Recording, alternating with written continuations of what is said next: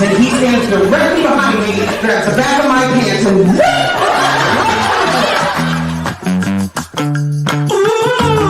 having kids at my age is kind of like getting a DUI just as you pull into your driveway. If you parented during the pandemic, shake your antidepressants. You guys have my show.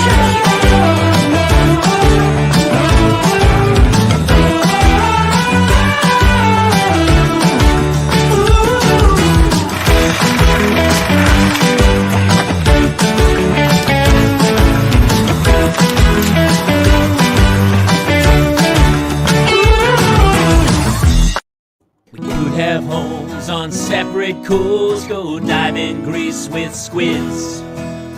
Could have been so bleeping rich, but instead we had kids. They won't smile for a photo, they won't eat the food we choose. That's why we're heading to the parents' lounge to drown ourselves in booze. Every day we're more exhausted, we haven't slept in years. They hit me in the nuts so bad, my eyes filled up with tears. And yes, we'd like to fake our death and go off of the grids, but the truth is we are softies and we truly love our kids. So join us every Tuesday night to laugh at all our pain. Evening in the parents' lounge is the cure to staying sane.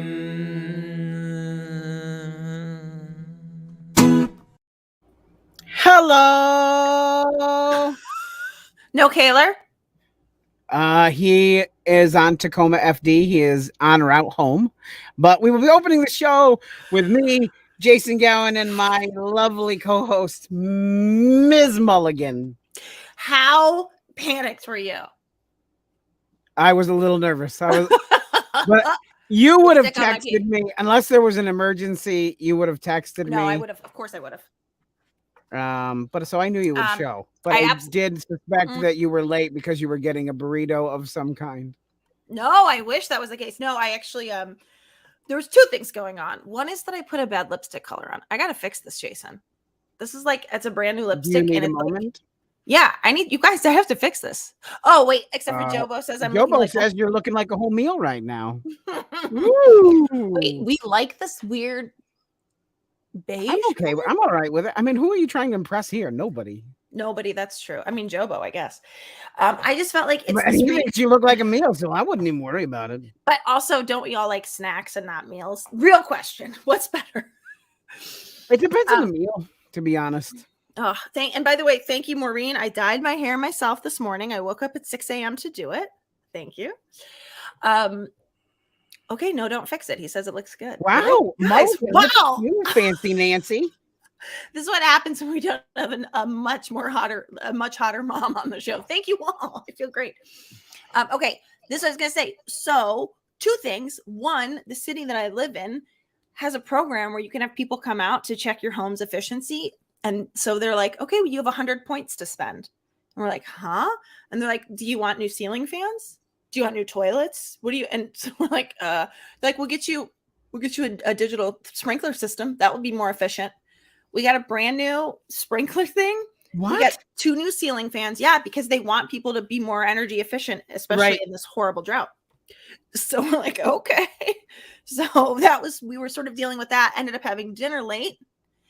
And then I had to just bring over I made Dr. Pepper. Okay, question for you, Jason. Sure. Do you find that when school started up again, especially now that you have all of your children in school, do you find that you've sort of like gotten into a mode where you're like, I'm happy homemaker now? Well, it actually starts tomorrow for the twins and Thursday for Jace. So we're not there yet.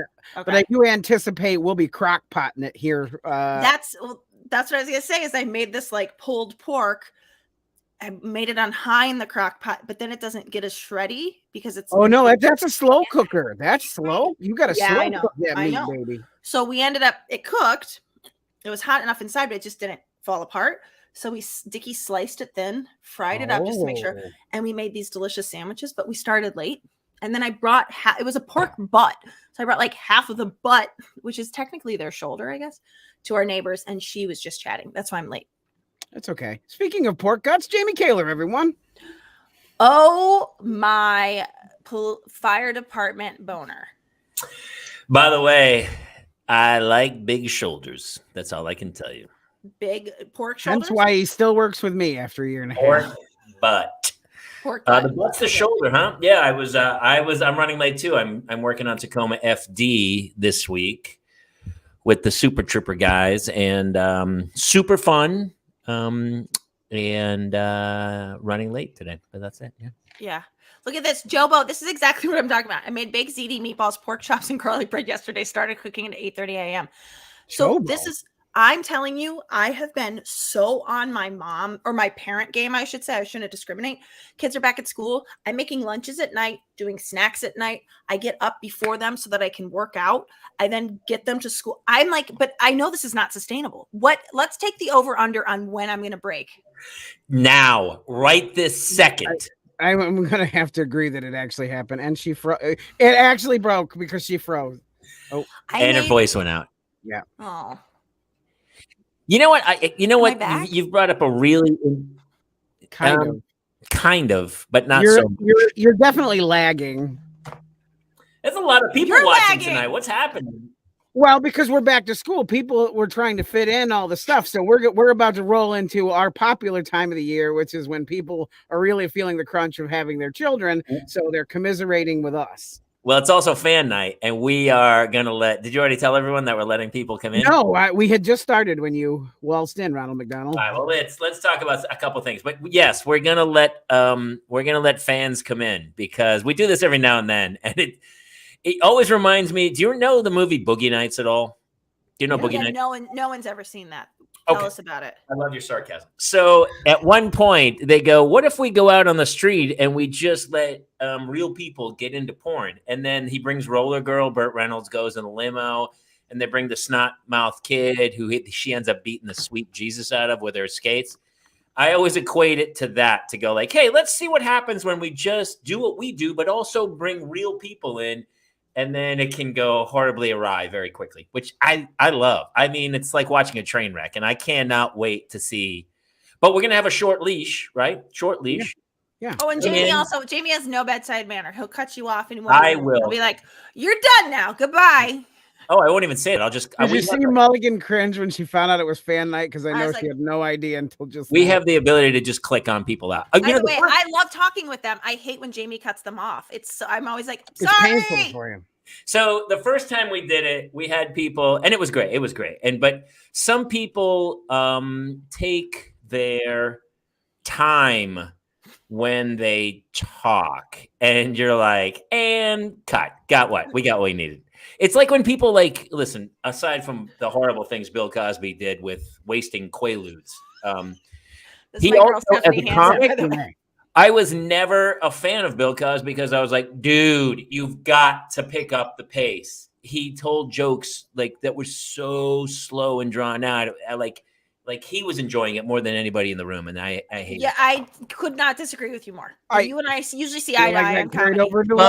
You love Bill Cosby? I thought Bill Cosby is a very funny man, right? That album was it was groundbreaking for me. So you would have sat at a bar with him. He would have ordered you a drink, and you would have loved that drink, and then you would have woken up a couple days later. Well, so here's the thing. I don't know that you can separate the art from the artist, but what I will say is I loved his comedy. I hated it. Dad is great. I mean, his bits were good. I would listen to his bit, and I know they're all in slow motion the time. So I had to do a Southern accent for something last year, and it was so hard for me because I can't even talk that slow when I. Yeah. Wait, is that your cowboy movie that gave you COVID? Yes, which they ended up scrapping the film, and then they reshot and recast the whole thing. So I worked for 3 days in Detroit, and no one will ever see the light of it. They recast everybody and started the movie over. I worked for the first 3 days. COVID went around the set. It was over. and then they And scrapped. then they got a PPP loan to They remake got a the film. PPP loan, took the money. Was this a Warner Brothers film? Because I feel like No, it was an independent film. And honestly, it's my friend Mike Young. He's a great filmmaker. It was super. It was nothing personal. It's just that's the way the business goes, and had nothing to do with anything. I actually fell in for Bob Saget. Bob Saget was supposed to take the part, but couldn't. This was before he passed, and he couldn't do it.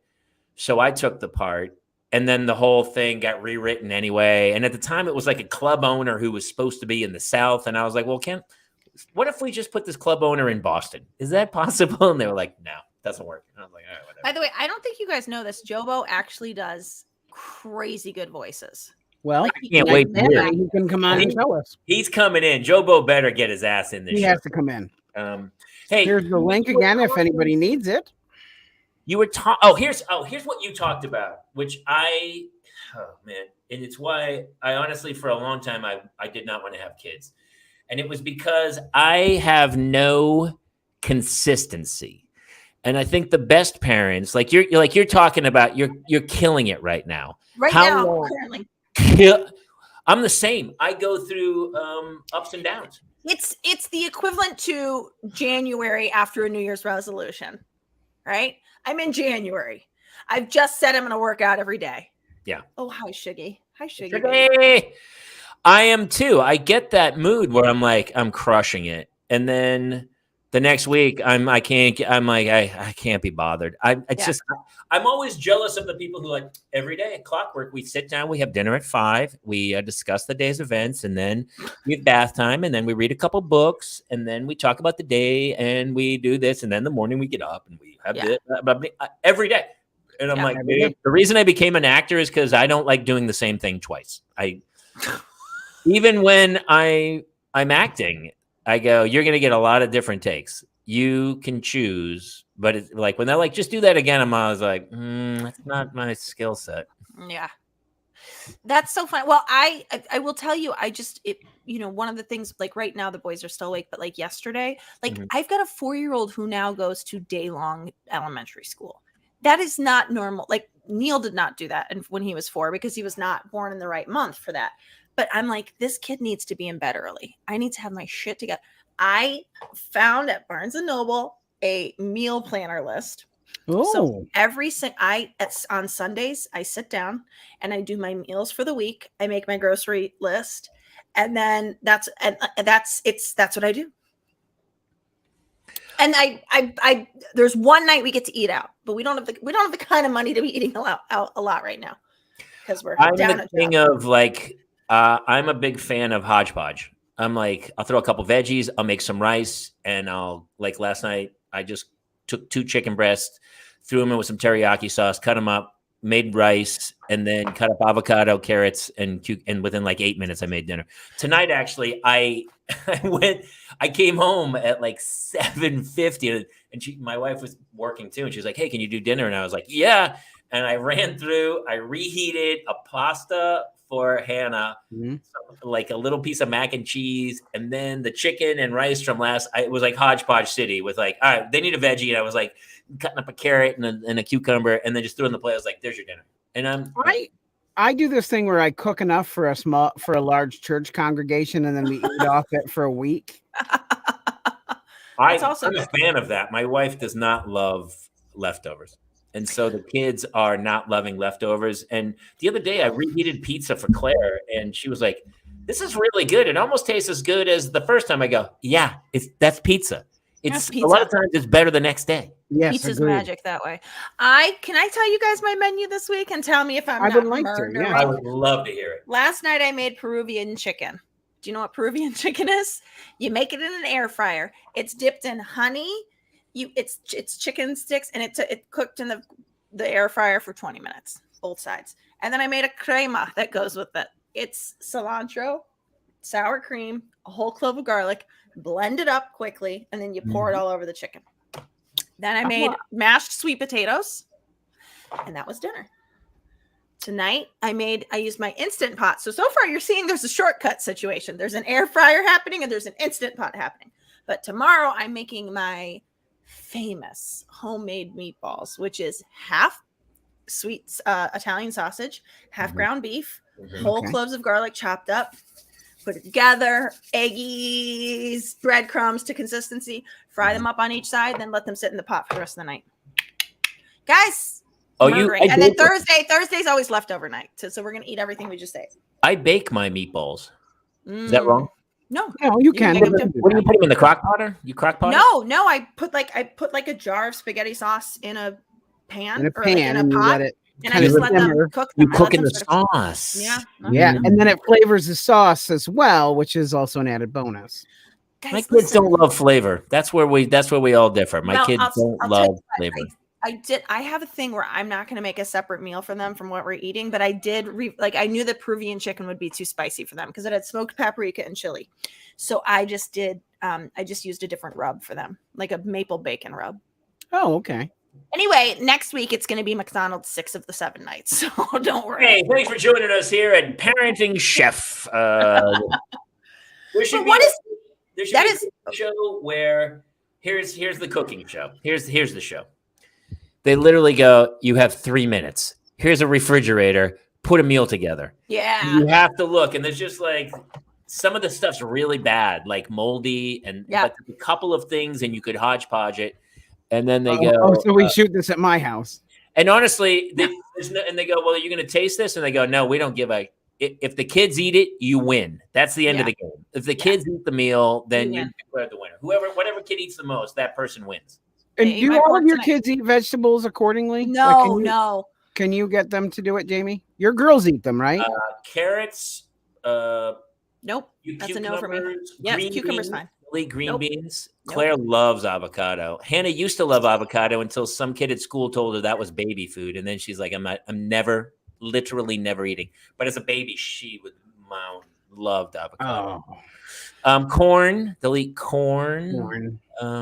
But yeah, when it comes to Brussels sprouts and stuff, they're not having any. So we've been doing this thing where we blend them up and then we put them in the pasta sauce. Yes, I've been using purees. I got Jessica Seinfeld's book, Double Delicious, and it's like make this thing use a sweet potato puree or a carrot puree.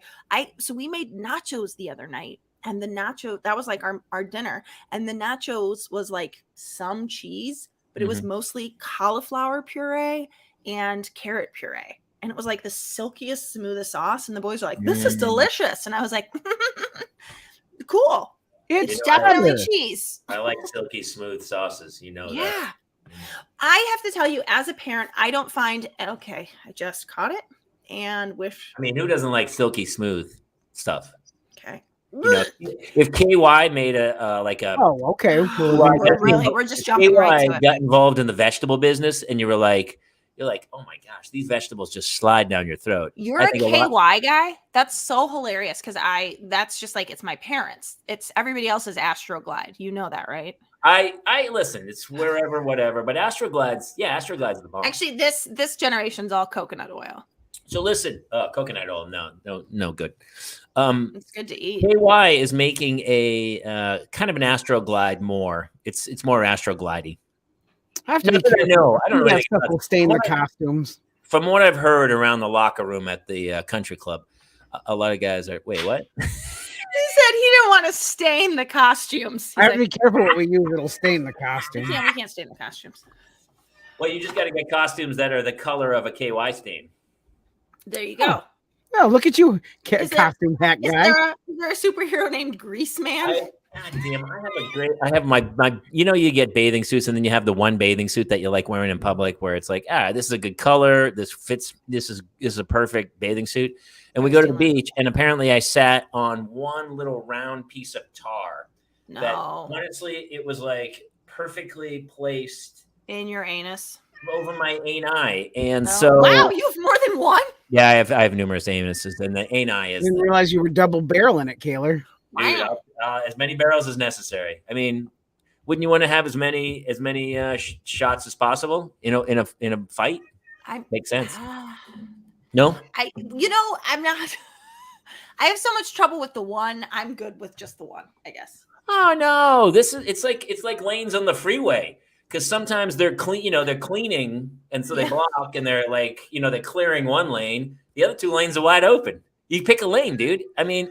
Middle of the night, there's a lot of traffic going on. You're actually describing a woman's body. There's Yeah, multiple. kind of. Yeah. Okay. Just I was gonna say I there are mean, definitely listen. multiple lanes. There was a time in college it was going to be political science or Double medical, ANI. medical Oh, doctor. medical. Okay. Double ANI. Yeah. I stepped in tar the other day on the beach and couldn't get it off my foot. Could not get it off my foot, and then I put my shoe back on because I didn't realize it was on there, and then it was And in now my it's shoe. that shoe's Where are you done. guys going to the? Where's this Dude, tar on the Malibu. beach?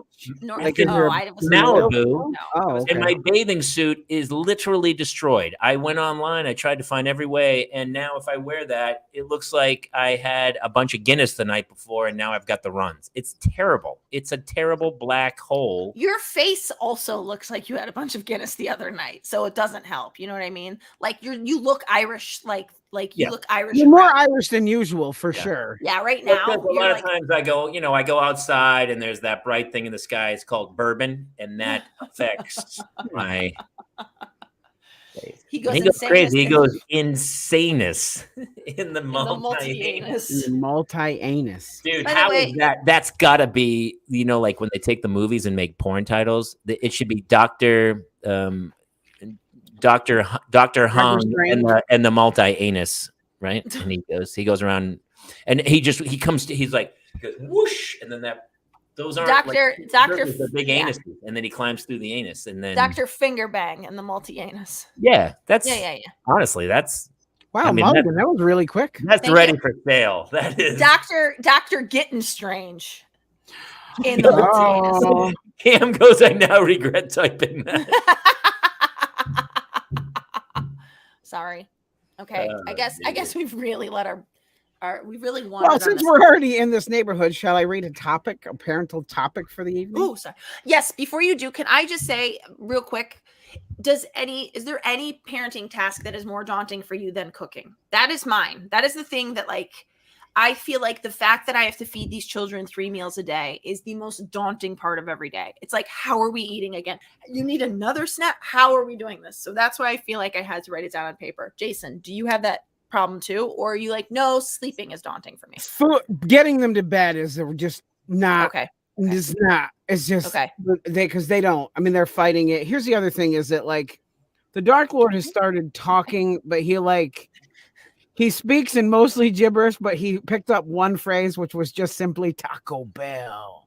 So now he will yell at me, Oh my God. Taco Bell. Is And then Carlos now? That's Carlos Ellis Rocky's line. yeah, No so quiero that's Taco becoming Bell. Carlos's job now. Yeah, he's gunning for it. So Jamie, you're not daunted by the food, by feeding the children? I think I used to be, and during the pandemic, I started to like cooking more so than anything. And That's because you were drinking while you cooked. I'm glad you said that because I was going to with say it. bedtime though, right? It wasn't. I was tough for you. enjoying the kitchen. Honestly, you know what's funny?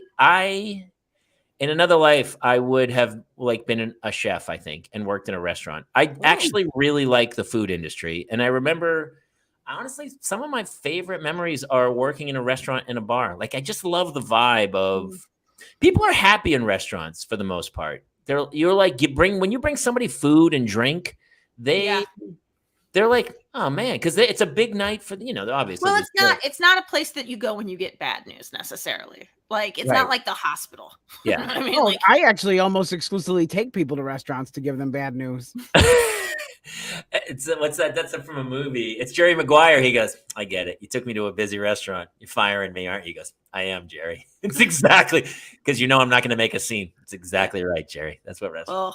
I love that. I mean, when I worked at O'Brien's, the kitchen was awesome, Brandon, and it was mostly Irish food and fish and chips and stuff. But I can see working at. I love the restaurant industry. I mean, we all know Bourdain if you read Kitchen Confidential and all his stuff. And I just love the vibe, but it's the same. It's like a party vibe, I think, where people go hard when they work in restaurants. You watch The Bear? I was just about to say, if you watch The Bear, I loved it. And as I'm watching it, if anyone out there, no spoilers. Yeah, don't because I haven't finished.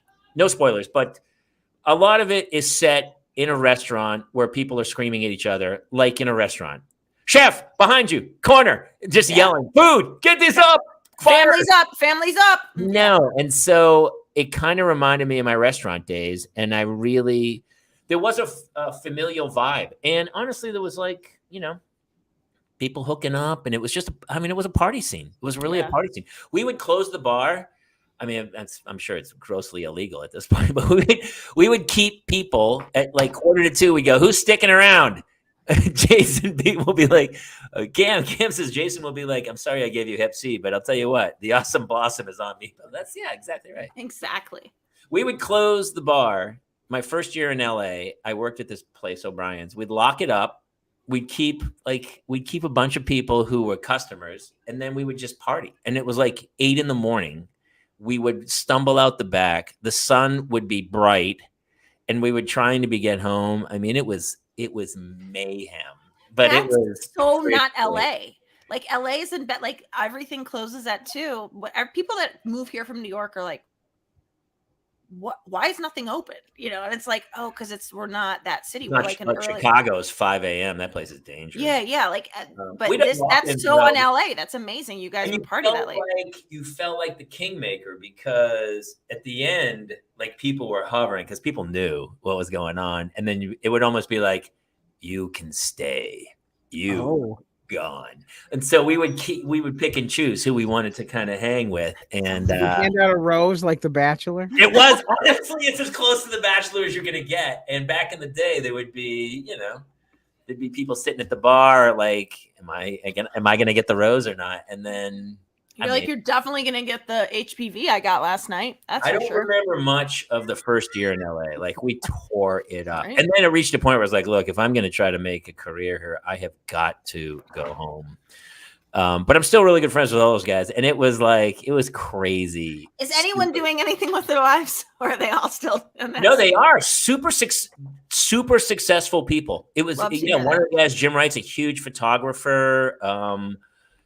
One of the guys made huge films. He worked for a company. Brendan Wayne one of those guys? He worked at the other bar, but we all hung out, and that was Brandon Wayne and Dave Forsyth and the gang and stuff. It was super fun, and they're all super successful cats. But yeah, but back in the day, there was no cameras. You weren't afraid that someone was going to take a picture and destroy your life. So people let it rip, and people were fun, and but there were definitely people who were not cool, who crossed lines, but they kind of were weeded out on their own, as opposed to being that bar actually.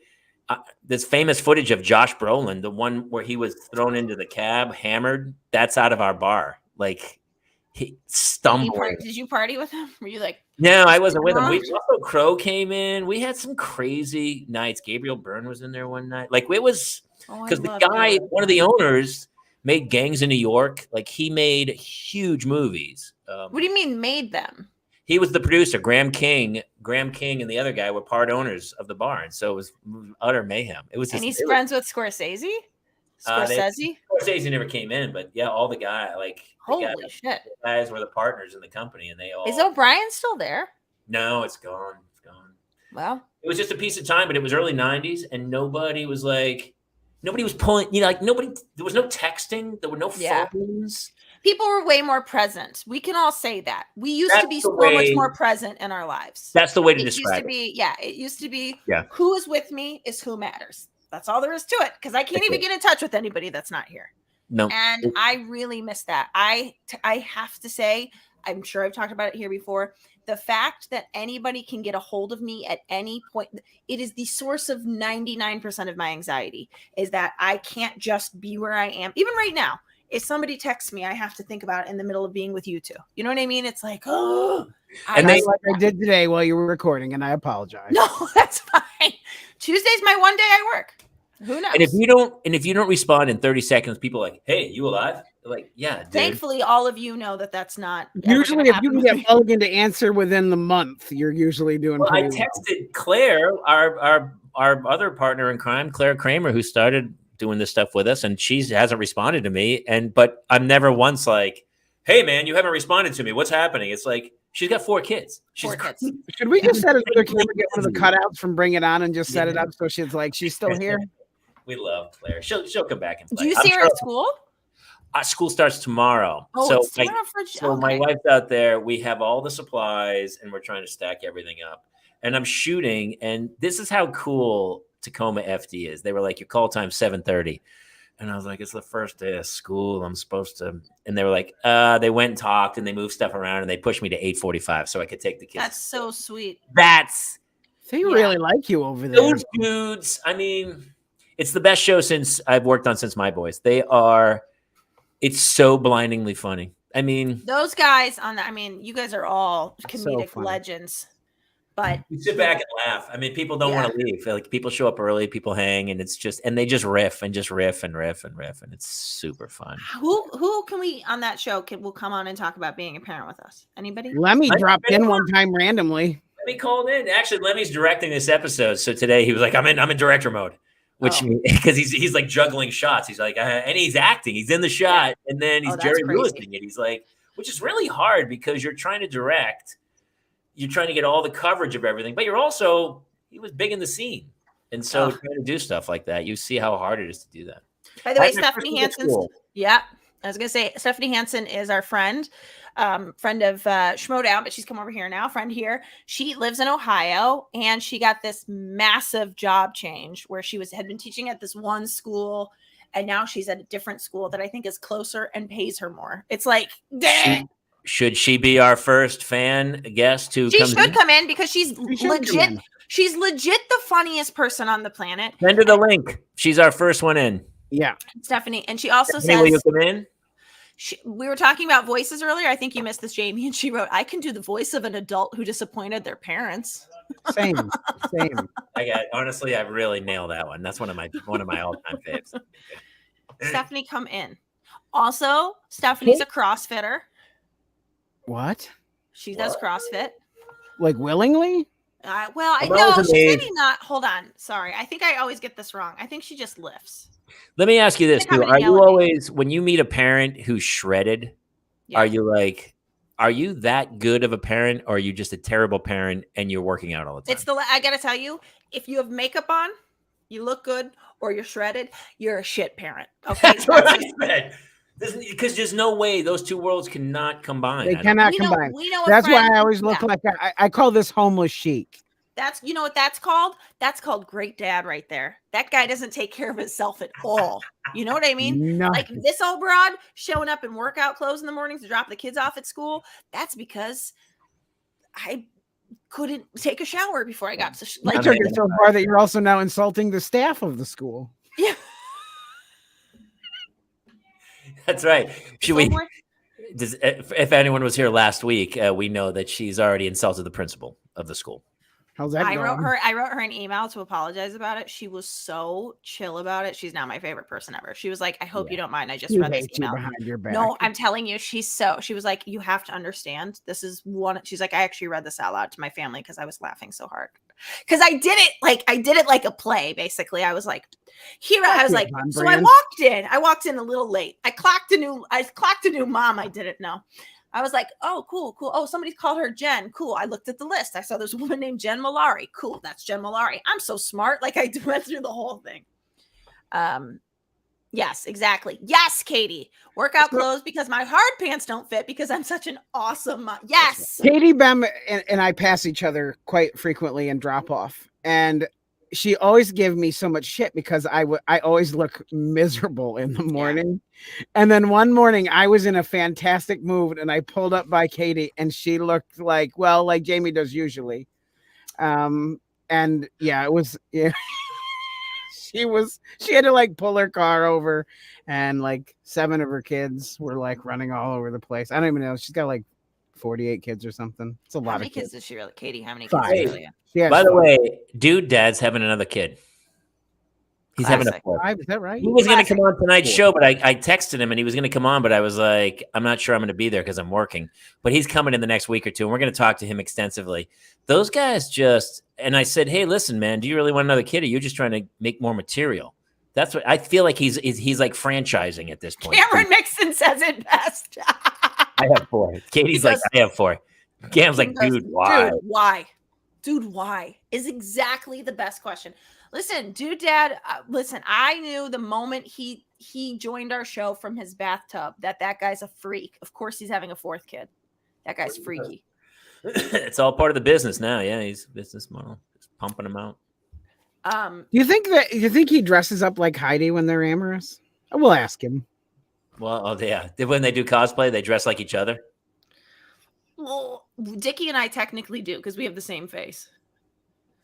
Oh my gosh, we were going to talk about this. Did you? Is by the way, is Stephanie coming in? Steph better.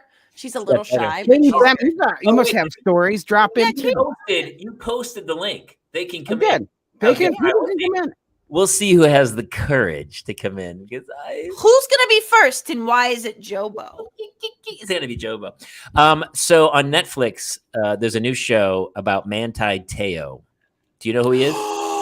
Notre Dame. Where's Sean Patrick? I was going to reach out to Sean Patrick. You have to watch it. So, for those who don't know, Manti Te'o Is the first recipient of a catfish. He really is. He really kind of is. I feel terrible for him. Oh yeah. And it goes, you have to watch it. It's the craziest story. But yeah, I mean, he is a bit naive because he had this girlfriend for 3 years and he never saw her. He was super religious, right? Super religious family. Yeah. And honestly, the nicest person Truly. that this should not have happened to. Yeah. But he kind of got screwed over, but he gets catfished. And then before the national championship game, he goes, my girlfriend died. And then they go, oh, Deadspin like investigates and like, yeah, you don't have a girlfriend. But he had kind of known by then. Oh, the he guy did? had reached out, but it was like 2 days before the national championship game. And the guy was like, he was playing weird games, but he was like, she's still alive. And then he gets catfished hard. It's funny because it's not funny, actually. But I changed. No, it's actually super tragic, but funny. Yeah. Tragedy Well, plus time. Sorry, I didn't mean to say funny. I meant to say it's hilarious. No, it's pretty funny. No, it's pretty fun. No, it's not funny, but it is wild to me because I think if somebody could say to me right now, like, oh, by the way, that friend of yours is not real, and I'd be like, come on, or like that boy, like I don't know, it would be hard to accept if somebody was like, I'm not real, by the way, like especially if you're like, but this connection is real. I don't know. I think basically what I'm saying is I'm a perfect candidate to get catfished. That happened to me with my first wife. You got catfished? She ended up being somebody. You just ended up being somebody you didn't think she was. No, wow, not even a human being. I've been catfished as well. We've all been catfished. Yeah. I think every guy gets catfished, really, because nobody's ever. When people date, they're like on their best behavior, and then all of a sudden you go, "Oh, yeah, you're right. That's just women that are on their best behavior." You're right. That is just women dating that are on their best behavior. That's why I take a different route. I just come guns a-blazing, as awful as possible, so that it can only go up from there. No one told me when I married him that every cabinet he opened would remain open. Okay, that was not something I learned in the 6 years we dated, or 4 years we dated. Listen, in his defense, he's not a cupboard guy. He's a bookcase guy. He likes to be able to see things. So what he's telling you is he doesn't want cupboards. He wants bookcases. So just change it. Don't know. I'm with Dickie. Could you compromise and do maybe a curio cabinet where you can see inside? But I just painted these cabinets. There's no way I'm putting glass instead. Oh, so this is about you. This is about me. It's always about you. It it's is about always about the mulligan. Do you really think? Here's the other thing I'd like to say to both of you. Do you really think it's that the women are purposefully misleading you? Or do you think that you like the sex so much that you don't let yourself see all of the effing red flags? That's right. I said effing. I know we have to curb the swearing. I got to tell you, I think y'all will do anything for the pee. Well, absolutely. Yeah. I mean, otherwise, yes, of course. But not true. And P stands for penis. I got married late in life. I've dated some women. I don't think that counts as dating. Some I dated. Some, if he purchased any sort of beverage, crazy, I would consider it a date. There was a visit to the DJ booth next door. Yeah, things happen. It was a phone booth. Listen, I don't know one person who didn't have red flags. In the same way that I would argue every girl I went out with, how could they not see my red flags? Like, I remember trying to break up with some girls where they were like, no, we're not breaking up. And I was like, why would you want to be with me? I'm clinically insane. And But what are your red flags? Oh, cats first and foremost. If a girl has numerous cats, that is the No, reddest. I'm saying flag. like what red flags does Kaylor come with? Oh, that I was non-committal, that I was not looking to That you were a settle player. down whatsoever, that I never yeah. once ever talked about the future of what we were, you know, at a certain point. Yeah, it was like good time Charlie. You know, I was having fun, and I'm a really fun date. Probably not the greatest husband on earth, but I'm a really fun Kaylor, date. we're not playing this game. Okay. You are an incredible husband. Sometimes. You're a good work husband. I am a great. I would not say that. Listen, hey, listen. We're all crazy. I mean, that's what I'm always amazed when people are like, they look at somebody else's Instagram photo, and it's a staged photo on the beach of the family with the two kids in the like matching outfits, and there's this crazy photo, and everyone's like, oh, I wish my fucking life was like that. Sorry, I swore. But they, and then anytime I see that photo, I'm always like, oh, that's a murder suicide waiting to happen. Like people aren't like that. People, I guess some people are. They have that consistency every day where they have dinner at 5 p.m. around the table and talk about the day. I wish I was more like that, but I'm not like that guy. I will say my proudest Christmas card ever. We always do a pun every year. My proudest Christmas card ever was 2020. And it was 4 pictures of us all like on Zoom, basically. It was like me with like food in my mouth, like hair up, like on Zoom. Neil was in a different frame. All of us were like clearly on Zoom. And it said, "Happy holidays, no Zoom at the inn." Get it? No room at the end. No, I get it. But I'll tell you what, we weren't on a beach and we didn't have matching clothes, and my hair was messy and I was chewing food. Like it was just to me, it's like in Good Will Hunting when Robin Williams has that big long speech about how he goes, "Hey pal, none of us are perfect." And the sooner you realize that she's not perfect either, the sooner you're going to be happy. And hopefully your imperfections kind of match. But when people like come out with their perfectionism and how they're raising the perfect child, I'm like, dude, it's all a mess. It's all a mess. And if you can't see the messiness and kind of just attack it and live in it and go, yeah, it'll all work out. You know, or it won't. I posted something on Instagram yesterday. A friend of mine has a daughter who is sick. She's got cancer, and it's excruciating to watch. And so, but it is a wake-up call to go, my God, how lucky are we? How great is our life? You know, that we're not dealing with what those people are doing. It's fucking. How old is that child? She's like 6 or 7. She's just a young little girl. She's been What's dealing the with prognosis? She has leukemia. Okay, so beatable. Hopefully, but it's been going on for a couple of years, and I posted something. They're at a point now where the insurance companies are debating what treatments they'll cover and what treatments they won't. I can't. What are we playing? I can't. So they put up a GoFundMe, and I was like, yeah, of course. And I'm sitting there, you know, we're dealing with our own, like my wife and I are having a fight about something about whether who's going to pick up the kids from soccer practice. Are we going to make it? And I'm like, dude, this is so low on the priority list of insanity that, you know, sometimes you have to pick your head up. And I even wrote in the thing, like, it takes a village. And it's like, it really does, man. I mean, you look at everyone else and you're like, holy cow, you know, it's the longest, shortest time. But sometimes if you don't sit back and enjoy the moments, it goes fast. That's the name. Sean Patrick Murphy is here. We're talking about Monty Teo too. Monty Teo. Did I say it wrong? I thought. Hey, we gotta start bringing some people in. Go ahead, Kate. What were you gonna say? No, I was gonna say you just said something brilliant. It was the longest, shortest time. Longest, shortest time. I didn't coin that. There's actually that's the name of your book. There's a great podcast. I think it's 2 women who do it. It's called The Longest, Shortest Time, and they are fantastic. Oh, that's an amazing title. It's a great title. Yeah. I think it's been around for a while. I don't know. But yeah, I stole it from them.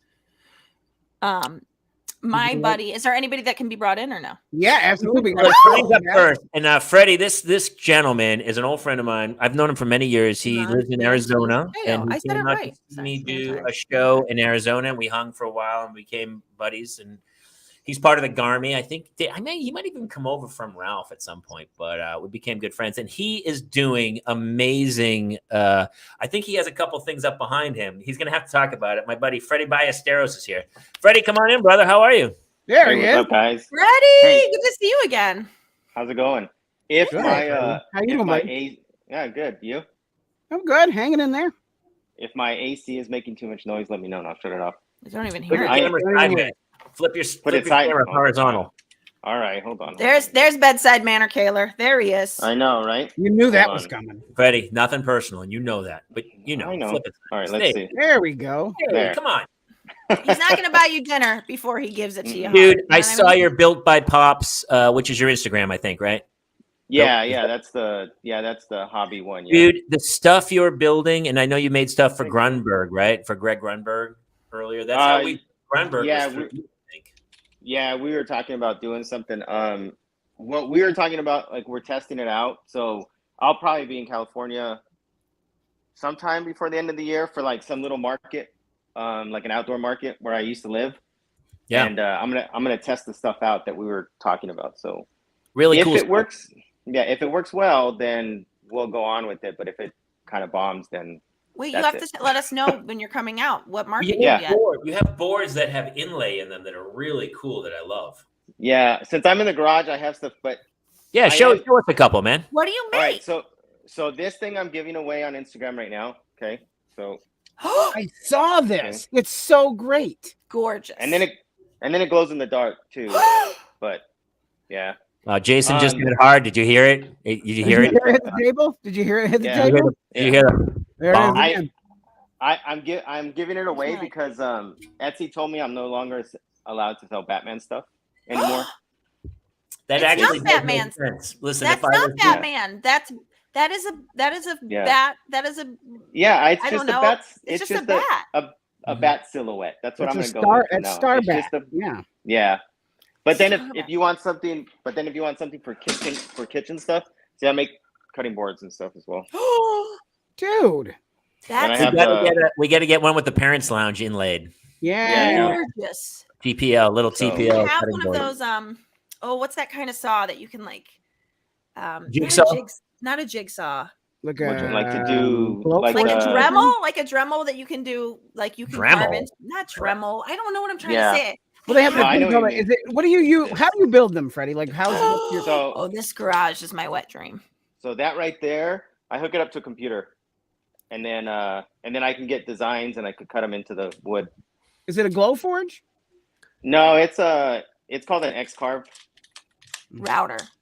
Yeah, Router. it's router. an I think it's a engraver. router. Yeah. All right, Freddie, listen. Parenting. What's the craziest story that happened to you recently? We moved our daughter into college dorm for the first time. Oh my So that God. was- yeah. Are our you first- old? Are you How's old that? enough to have? Are you old enough to have a kid in college? Yeah, she's 20, Oh my Yeah. god. Well, how old So are you? her- You also look 20. 41. Okay, you're my age. Yeah. So yeah, no. So she her first year of college was COVID, right? So she was all online. Ugh. Then last year she was like, I'm just gonna try and do it from home because it's not too far, but it is kind of far with traffic. So then yeah, this year she's like, I want to be on campus. So we moved her last week, and it was fine, and I was good, totally fine. And then I came across some videos because I recently moved tapes to my computer from when she was like 1 and 2 years old, right? So I was kind of looking at them on the day after she moved out, and I was just sitting there just Yeah. Everyone I've talked to who told me that they took their kids to college said they were just bawling messes by Yeah. the end of the day. And I was totally fine the day of. She was even like, Dad, this isn't bothering you? I'm like, man, yeah, I'm sad, but not enough to cry right now, you know? And then my wife ended up texting her and being like, hey, you got to call Dad because he's not doing well. So my daughter ended up calling me. She's like, how you doing, old man? Oh, that's so sweet. Aw. But, yeah. That's awesome. So man. I honestly didn't think that it was going to bother me that much. I was like, she's not that far. We'll talk still. But no, yeah, it was. So it's been kind of every night I go, like if her if we open up her door for anything, right, at night, I go and I just close the door. I'm just like, no, I'm just gonna pretend she's in there. She's still here. Freddie, if you're in need of more parenting, I have an extra child. I will send you, and we can start. No. I mean, we have a 9-year-old and a 5-year-old, so I'm good. Perfect. Yeah. You got it. You got a 3-year-old on the way. I was gonna say, I know he's gonna send you one of the twins. Yeah. So. No, I was out here waiting. waiting for you guys to bring me on, and then because I told him like, hey, I'm gonna run outside real quick and go jump on this, and then of course one comes out, he's like, I want a snack. You just had dinner. Like, there's dinner on the table. Freddie, what's more daunting? What is more daunting of a task to parenting than having to feed them 17 times a day? Yeah. I made a new rule. I'm like, the kitchen is closed at 8. If you guys want anything, 8 o'clock is your cutoff, because once 8 o'clock hits, I'm cleaning up the kitchen, and then that's it. And if you don't get any snacks, how are you enforcing that? I'm not. They're still eating snacks after 8. Okay, but that's what I expected. The point is, you said it, so there. I tried. You put it out there in the universe. The refrigerator's like a safe, and the kids are there. Yeah. I'm like, who was it? Yeah. It was Christine Lakin that had said that she was locking her. I thought Claire doesn't Claire have a food safe or something? yeah, Claire had a lock. Claire's a food safe. I don't remember that. Or something. She has something that's like a lock. There's like it's like a thumbprint that they're basically gonna have to kill her to chop her thumb off and use it.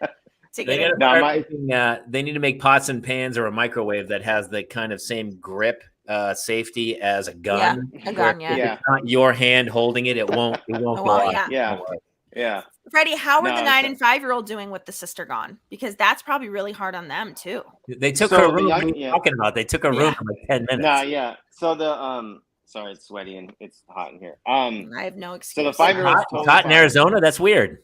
Yeah, right. I know, we had a storm come through, and now it's humid and hot.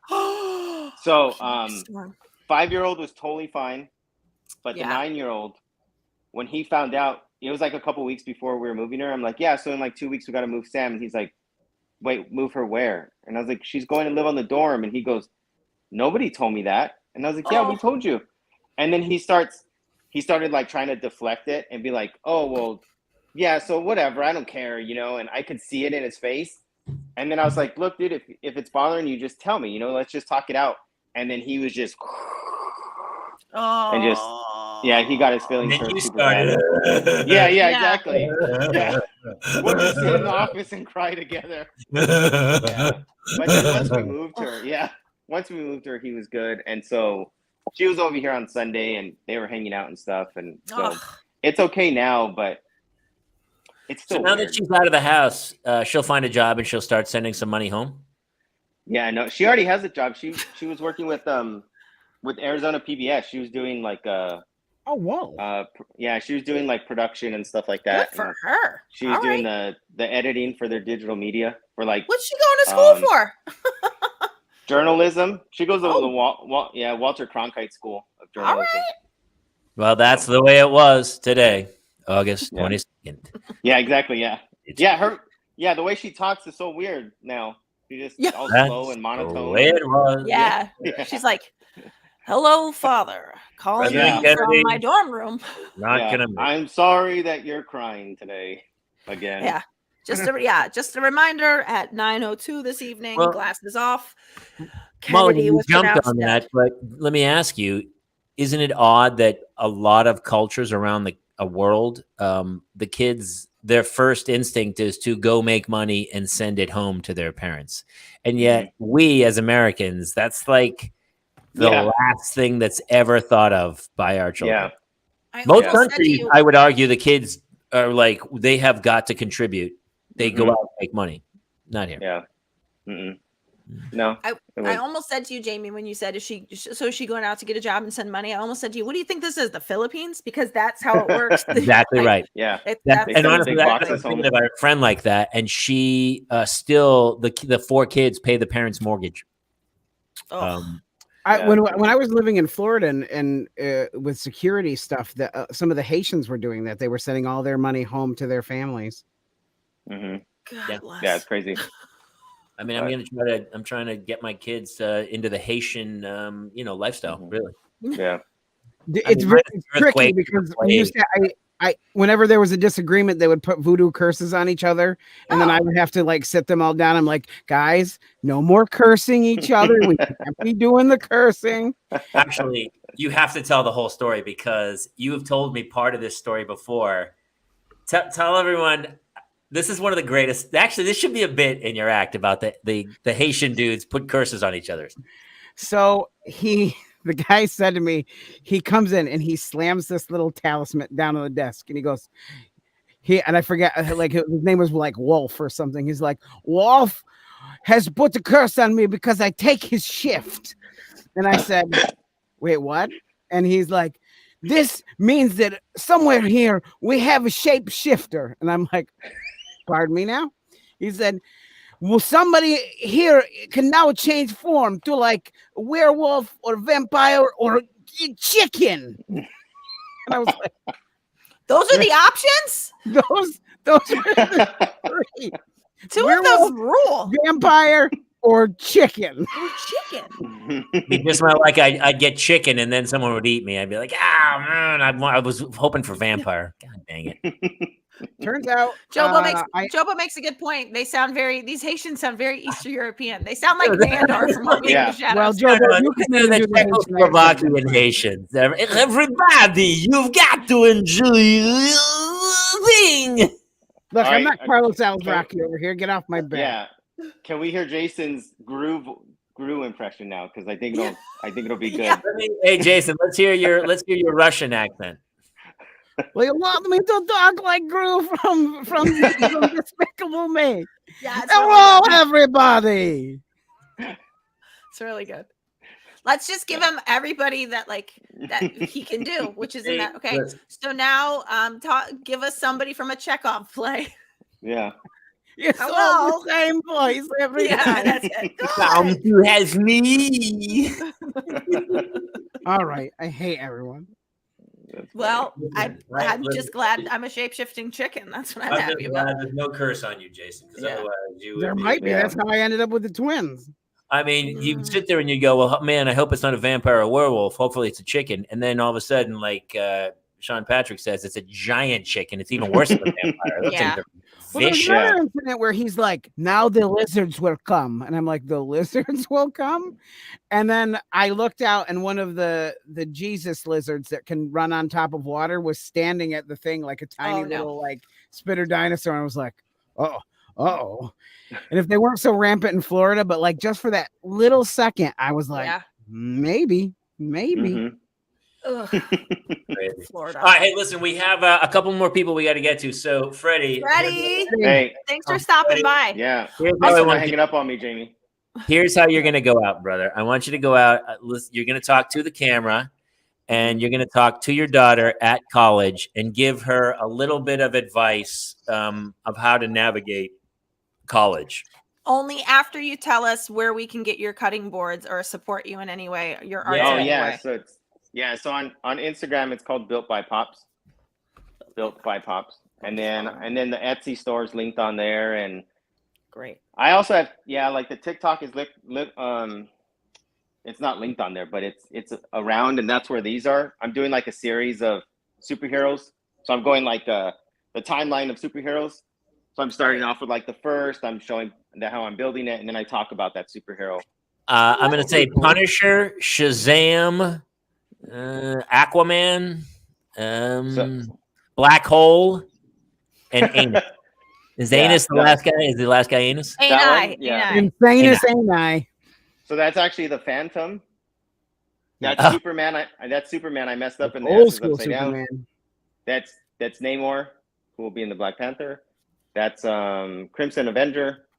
That's the Flame. Also the Eye of Sauron, for the record. Yeah. And then the original Batman. Okay, so I was 0 for 6. I gave it a shot. Yeah. What are you going to do? I'm not going to lie. Being the fat ass I am, I thought the black hole was sushi.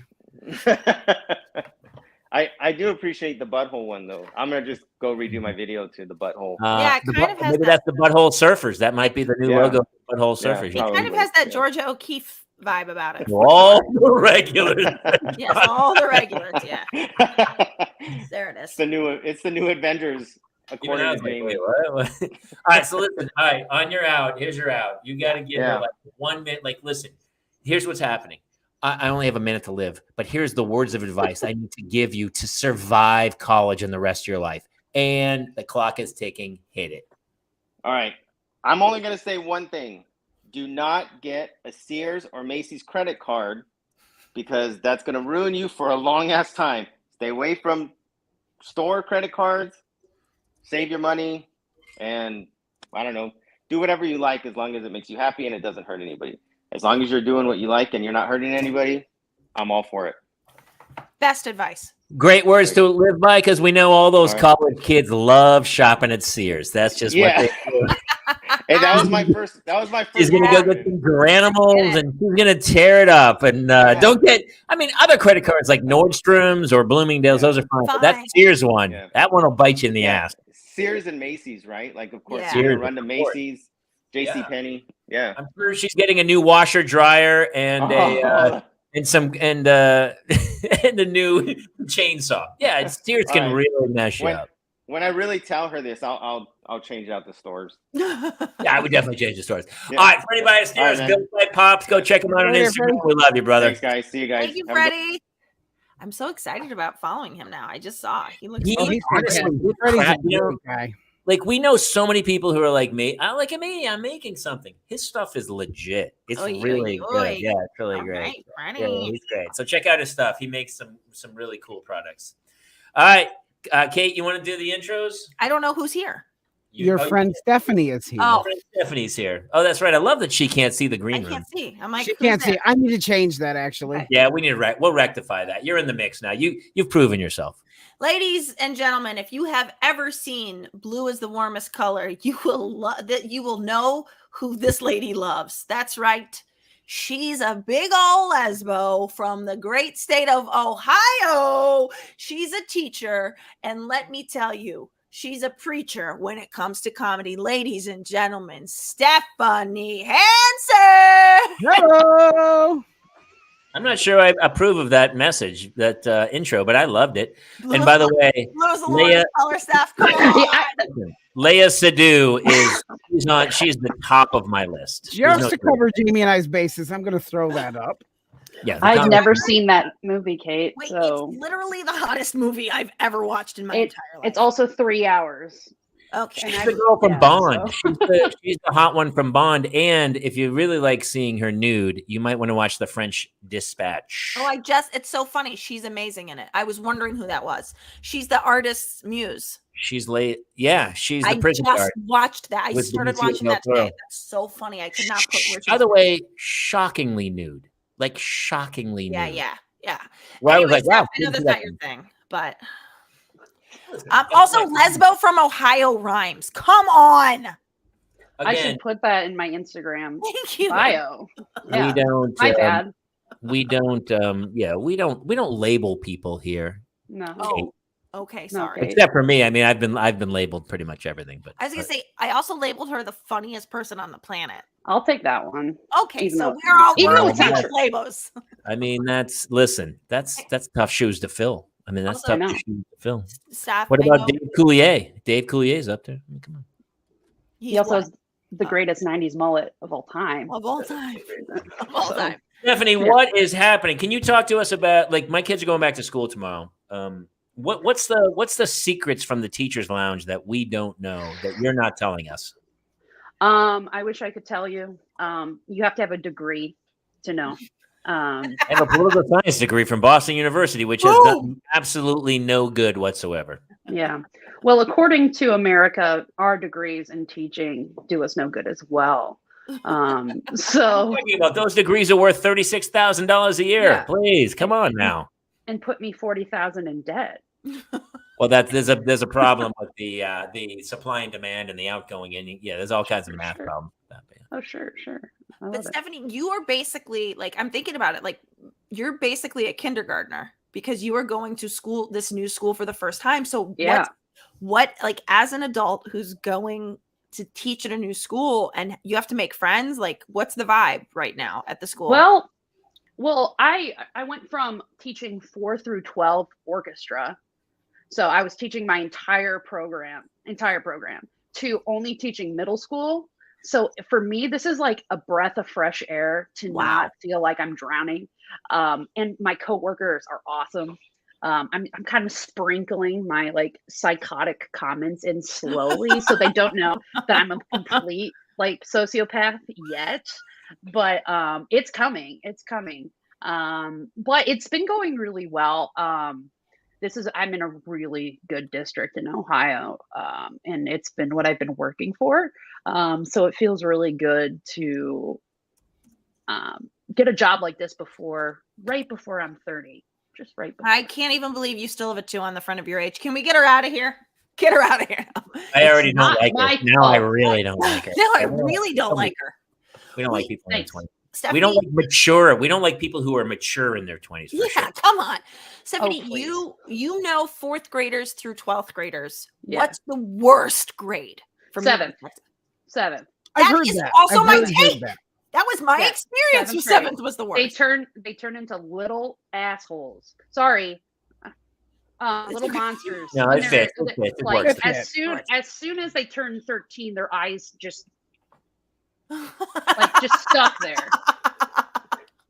It's because the blood in their body is going somewhere else. That's why at 13. Yeah, right. The blood that would normally go to the face and the eyes is surging. Right. I didn't even think about that. Yeah. I would love to use that joke, but I can't because they are not thinking about anything but about right. And that's what my daughter's in 4th grade this year, and I've heard that 4th grade is the first year where they go, oh, this is school. Like, this is serious. There's homework. We're not fooling around. It's not all show and tell. There's actual work to be done. Yeah, kind of. The funny thing about 4th graders that I every time is they have no concept of time or where they are. No truer words have been said. No, because I always ask, where'd you guys go over the summer? Love to hear about it. And it's always like, I went to North Carolina. Oh, where in North Carolina? All of it. I don't know. Okay, let's narrow this down. Was there an ocean view? No. Okay, so you're telling me that if you got lost and you went up to a stranger and went, I can't find my mom. Where are you supposed to be, sweetheart? You couldn't tell them where you're supposed to be. And the kids look at me blankly because they don't get that I'm joking. And then, there's a phone call home. To me, Stephanie, you can't be that sarcastic to 9-year-olds. And then I'm like, my bad. I would beg to differ. You can be sarcastic. That's exactly how she. I agree. Jamie, Jamie's daughter has picked up the start. Her love language is sarcasm because I've created a monster. I've created a monster. If she were in my class, it'd be like I would make eye contact with your daughter and go.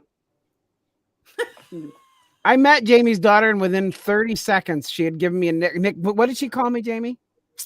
Sticky toothbrush bottom. Toothbrush was the craziest out of nowhere. She's like, "You're a sticky toothbrush bottom," and even I was like, "That's pretty good, dude." I mean, come on, man, that's pretty creative and no context to the out of nowhere. Out of nowhere. Yeah, I don't think anybody summed me up. It's great for comedy. It's great when comedy comes out of left field.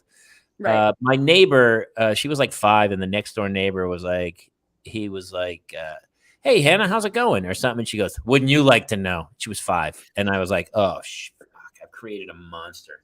It was like, I was like, all of a sudden, I was like Frankenstein. And I was like, she's throwing girls in a well. And I'm like, oh, Jesus, I can't stop this. It's too late. The cat's out of the bag. I will say I had a really proud moment with Neil the other day. We went and saw Marcel the Shell in the theater, which is a great movie. The best. I didn't know it was out. Oh my God. What? It's out? It's at the Burbank 8 right now, Jamie. We're going this week. I mean, it's so good. But that being said, we ran into a friend of mine from Story Pirates there. I'm like, Neil, this is my friend Kristen, and Kristen, this is my son Neil. And there was like a lot of garbage where we'd been sitting. I'm like, oh my gosh, Neil, we got to pick up like napkins, like popcorn kernels, whatever. And Neil goes, yeah, my mom made this mess. I'm like, and then Kristen goes, I don't think so. That doesn't seem like your mom. I knew your mom. And he's like, well, she's changed a lot since you knew her. I love the creativity in the improv. As long as they go yes and they add information, I'm always like, you're doing it. You're It's doing good. it. Yeah. Add it. I always go yes and add information, and the kids are starting to do it. Yeah. And they're getting pretty funny. Even I'm like, no, that was funny. That was Yeah, funny. well, she's changed a lot since it's like I think that's my favorite thing about teaching is to listen to the comebacks. yeah. From children, because Yeah. I'll dish it. Yeah. I'll dish it as much as I can. That's how I Yeah. get my entertainment. I can't Yeah. not be myself. So yeah, You've earned it. how do you have? I love your approach to it because I do think that thanks. comedy is based in intelligence, and that people can see the world from a different angle. And if they can respond in a way that makes people laugh, I really think you can get people. We've talked about this before. When you're funny, people come along for the ride, and they do. They really do. Yeah. And you become more approachable and more human to them. Yes. Especially with middle school kids who are just trying to figure out who they are and where they belong. But seeing an adult be humorous and try to care, or not even try to care, just show that they're interested in you, it means a lot to them. Yeah. So I try to be my wacko self as much as I can. Sometimes I get blank stares. Sometimes I make a reference to, run it. Because if we're running a piece, I'll go, you can say you can run it. And I'll be like, all right, where's the door? When I get on stage, I get blank stares a lot. So that's nothing. Yeah, We're sure, very familiar with that. What are some of the craziest parents things that have happened to you? I could tell you what. There's one I like. My favorite. I'm trying to think. I was in like Bible, Ohio. Okay. Okay. That's a bummer. That's a bummer, I think. It's a bummer. It's not a bummer in every way, but when someone calls you unconstitutional for giving an alternative assignment for missing an after-school rehearsal, that is for points. That's where it starts to be a problem. Ooh. So I got that email, of which the pastor emailed me and attached my principals to it, and they called me and they were like, "Do not answer that email. I'll take care of it." Because I attach them to everything, stuff like that. There's a weird, and I don't know if you guys will agree with this. I think everybody's trauma from the past 2 years is really has really eked through now, and they're taking it out on people like myself. So all their trauma. That's so astute. I've just noticed the parents are behaving so crazy at school. Yeah. People are fighting each other at drop off. We had to have cops show up every day. Wait, seriously? Seriously. That's It's nuts. not just me getting mad about the guy yelling at the crossing guard. Yeah, right. It's like, and I was like, I think people I think it's exactly what you just said so well, Stephanie. Okay, sorry. And I will say, adults are the least adaptable. As much as we have to push through everything and have to, we are the least adaptable out of everybody. Yeah. So sometimes kids are dealing with their mental health things in a different way, in a more raw way, where adults are repelling that energy outward. And it's towards people that they don't view as people. It's just, and it doesn't happen all the time. I've had pretty much great experiences, but I've had a couple where it's just like, I went home and just laid in my bed all day, which is why I think I said that to you with your show, Kate, and particularly Fred and Kate. Like, it got me through the fall last year because it was just such a hard time. It's a hard time. Yeah, with being, I think for everybody, it's not just teachers, it's everybody. Anybody. So, and it's been a rough couple of years, and everybody is dealing with their own. Everyone's in their own world of like trying to survive this thing, and we're all damaged. I mean, definitely. I tell my wife, I go, I'm affected. Yeah. I can play it off hey, and make a joke about it, but I'm gonna tell you right now, I'm damaged. Like, I was damaged from those 2 years of being trapped at home, homeschooling my kids. There's no two ways about it. And everyone's trying to come out, and I find myself sometimes like getting really anxious and starting to like lose my mind about stuff, and then I have to calm down. But I see somebody else lose their mind, and I go, and people go, how can he act like that? I go, I totally understand it. Yeah. Right. Totally. And we're asked, as you guys are parents and I'm a teacher, we have to be the support system. And where's the support system for all of us all the time, besides our partners, people in our lives? But we are the people that these kids, your kids look to. But it's hard when you don't have that same support system. Yeah. So they just take it. Adults will just take it out on whoever. That's why the internet's so horrible too, is because they put it out there. Yeah. So that's why my goal on the internet is just to come up with little comments every One-liners. Yes. 15 minutes. Yes. I think teachers especially. How about like flight attendants? Teachers, Bless their like, heart. they are Bless their getting hearts. the brunt of this because we're so nervous about our own lives and our children's lives, and we're like, we know they're being damaged, and we're trying every way. Like, I love when parents are like, my kid needs this, and my kid needs this, and my kid needs to be here, and it's like the people who bring the mental health dog on the plane, or a pig, or a chicken, or whatever they're bringing on the plane, and they didn't fill out the forms. They just were like, I can't, I got to get through this thing. And everyone's like, what about me? I got to get mine, because that's what Instagram and all these, they're teaching us that we deserve what we deserve. And you're like, there's no team anymore about like, no, you go ahead. I see that you're in serious trouble and you should go first. Everyone's like, no, it's me. Even we got off the plane the other day, and this woman was like, she started fighting over people to get off the plane. And the dude who's sitting next to me put his leg out to kind of block her. And she and he almost got into a physical fight. And then she got off the plane, and he's like, she's crazy. I go, dude, she's dealing with this. And then we get off. I go to wait for my luggage. She was waiting for luggage. She wasn't even like trying to get off. Like, she was fighting to get off the plane because she was having a horrible anxiety attack, I'm sure, screaming at her husband over her. But people are just, we're not used to being social anymore, and we're starting to lose our minds, and it's showing. It's pretty hard. Yeah, I think part of what's going on too is that, at least for me, like when you're in it and avoiding it so hard, like, I don't know, that was all I was focusing on. And then we got it, and I was like, okay, I guess we go back to like, and I feel like that, like, if you hadn't gotten it during the Omicron phase in December, you definitely got it in May or June or July, or, I mean, and I feel like having gotten it, I'm like, okay, let's go back to normal now, because I know what it's going to look like in us, and we've protected ourselves the way we can or whatever. And I almost wonder if that's why, because like we went back to school in person last year, but like nobody was behaving anywhere near as crazy as people are behaving this year. I mean, like, cops should not have to come to school drop off. No, that's ridiculous. That's crazy. No, I mean, my school, and I think I talked about this with you guys, Kate. Yeah. In 2020, we went straight back to school. Yeah.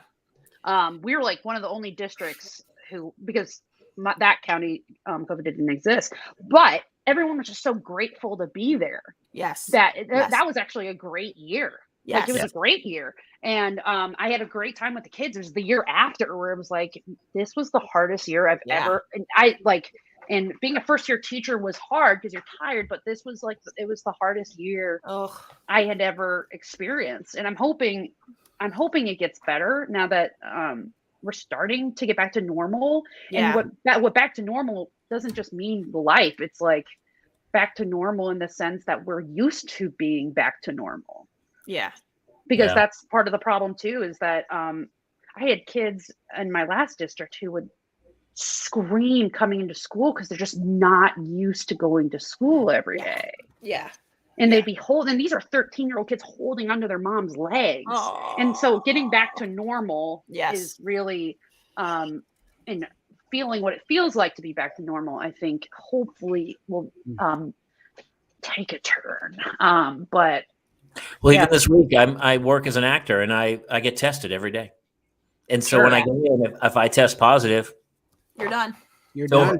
It's over. So I had this horrible anxiety. I was supposed to take my daughter to a birthday party on Sunday, and I didn't take her because I was afraid. Well, if I get, because I have like a few more days of work until next Wednesday, and if I test positive, it's over. I'm like, I'll shut the production down.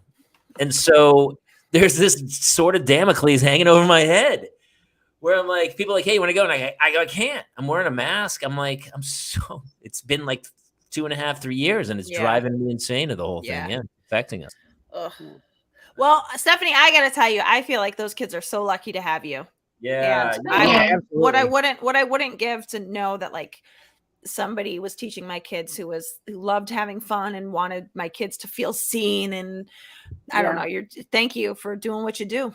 My kids are going to need a teacher who handles with sarcasm because it's what they're used to dealing with at home. Yeah. So I think that's I Time to move to I Ohio. needed Stephanie Hansen to come down the pipe. You Yeah, gotta come back. We gotta do a little teacher segment with you, and you come back and you check in with the teacher stuff. I would absolutely love to. I love. Also, Stop are and you? shop. Do you feel like you're going to be a mom someday? Is that like? I think so. Yeah, Oh, I love think that. So. That's great. I hope I'll be a good one. You'll be I a have great 3 mom. cats, You've got the Jamie. building blocks. You want for- 2 kids? I have 2 kids you I can have have right now. 3 She has cats, 3 Jamie. cats. Where's my red flag? Yeah, Oh, there please. it is. Stephanie, there's a red, please. It's a bright red flag. Can you elaborate on this? Why would that be a problem for you? 3 cats? Yeah. Oh, 3 cats is a flag. I mean, come on. I'm not talking out of turn. Every guy is 3 cats is a flag. 3 cats is a flag. I think people who don't like cats is a flag. honestly, that's one of my flags. Yes, of course, that's a flag. Yeah, that's many. Having animals that choose to love you and don't just love you because you feed them. I don't know. Listen, this is what I will say. Stephanie maybe has a red flag, but she also knows blue is the warmest color. If I feel attacked. If Leia Seydoux's watching, she's top of the list. She's top of the list. Oh, please, James Bond. She's in the last. Just one. saying. I'm just Trust me, I have way more red flags than any of you guys do. Yeah, please. Sure, I'm sure. Based on what I've heard, I know we have 2 more people coming in. I know. Tomorrow's my kid's first day of school. Go. I've got to go. Okay. But I want. Then Stephanie should stay in and talk with the other people with us. Yeah. Can we keep Stephanie? Stephanie, will you take my place? I'm going to have Maureen, and then we got Cam coming in. And then we'll cut it off. I think Cam has to go. He said. I have to go. Not only do I have to go. You that had to go. I have my daughter's making brownies. I have to go make brownies and pack her stuff for the morning to go. We'll just dear's the Oh. well, there's all right, I'm pulling. Hi, Michigan. I know you as I'm pulling Michigan. the flag. There's Taylor's cue. We're Michigan. No, we're Hi, an Jamie. animal that loves. You know what? My daughter loves cats. My daughter Hannah would be like, "Oh, she loves." Yeah, Wait, where'd Michigan go? truly... Michigan, come back. Yeah, she can't hear you, but All right, hey, listen, I've been here for a long time. I got. Bye, Jamie. Stephanie, Bye, Jamie. Stephanie, I'm passing the con to you. Thank you, guys. I love you all. Goodbye. Remember, thanks. Huge numbers tonight, by the way. Yeah, Thank you really guys for good. sharing and coming in and being part of the Parents Lounge. Normally we would cut it here, but we have Maureen and Cam coming in and whoever else coming. I love fan night. Like this was super fun. I'm sorry I have to leave. But I know Stephanie now will bring the sarcasm meter up as high as I can. So I'm not as funny as you, Jamie, but I don't I'll try. I don't agree with that. I love you guys. Talk soon. Bye. See ya. Wait, Stephanie, tell us who's sitting behind you. This is Sarah. Sarah. Hey, Sarah. Sarah, I was calling you Michigan because I know you have your family's. Oh yeah, give her an AirPod. Sarah, what's up, Sarah? Oh, she's not in there yet. Hi, Sarah. I was calling you Michigan because I just know that you guys went to your parents' place in Michigan. Yeah. Good old Sarah, Michigan. We're gonna bring in another guest now. You guys want to help us with that? Sure. I'm sure she can. Okay.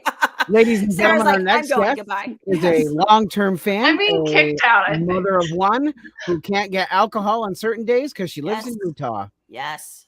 Here she Ladies is. and gentlemen, Maureen O'Malley. Hi, Hi. Maureen. How are you? I'm good. My child just finally went down. It's been close to 2 hours. Your hair looks great. I like your Maureen, cut. you look stressed.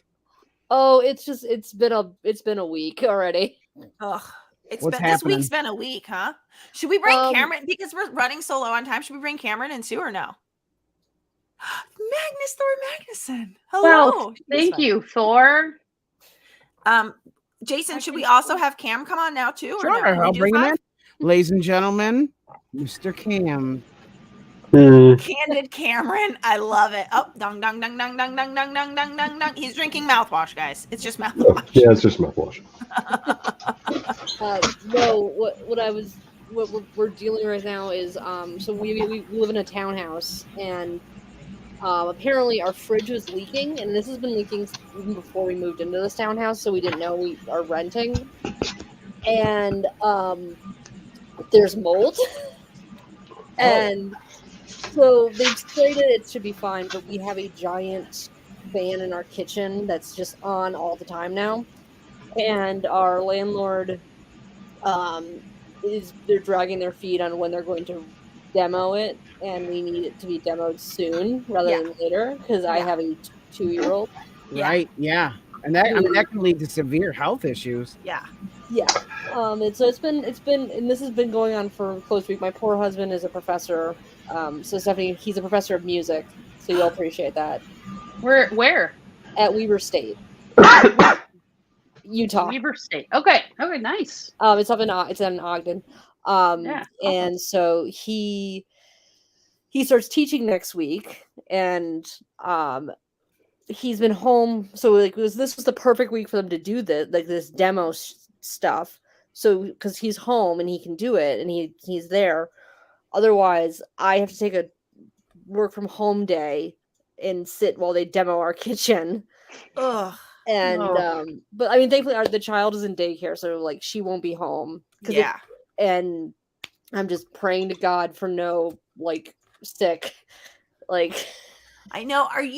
Is it safe for you to be there? Not to ask that so blasé, or to like put any thoughts in your head that you shouldn't. Hey, are you putting your child in danger? Hey, no judgment here. Shouldn't but we be calling some sort of government agency Yeah. at this time? Listen, no judgment. But How do can you do how do better? you spell Child Protective Services? Hold on. So they sprayed it. So it's because it's behind the fridge.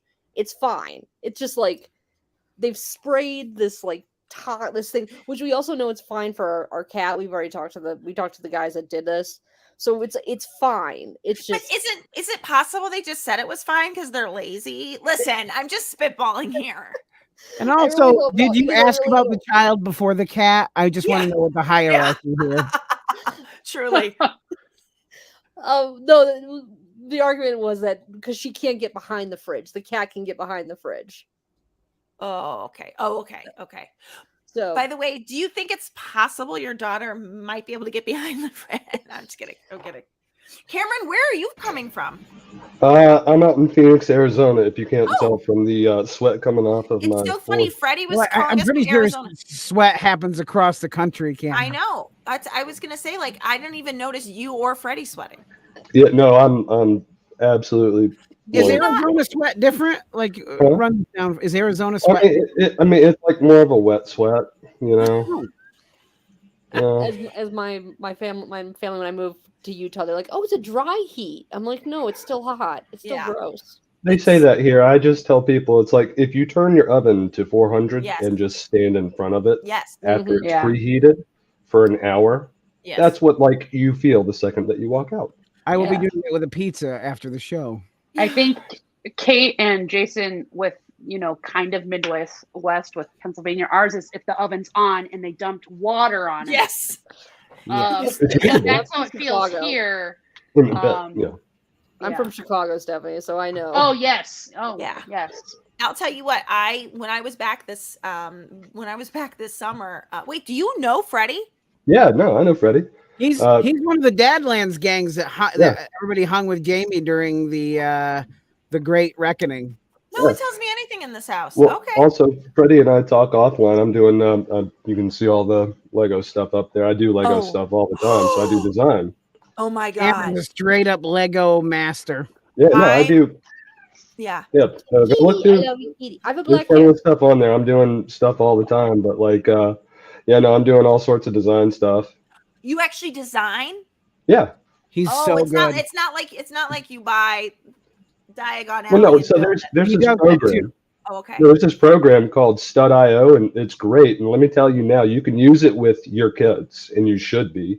It's wonderful. Yes, because I got to tell you, that Legos is our love language in this house. Okay, so you're going to want to take this down. Stud.io.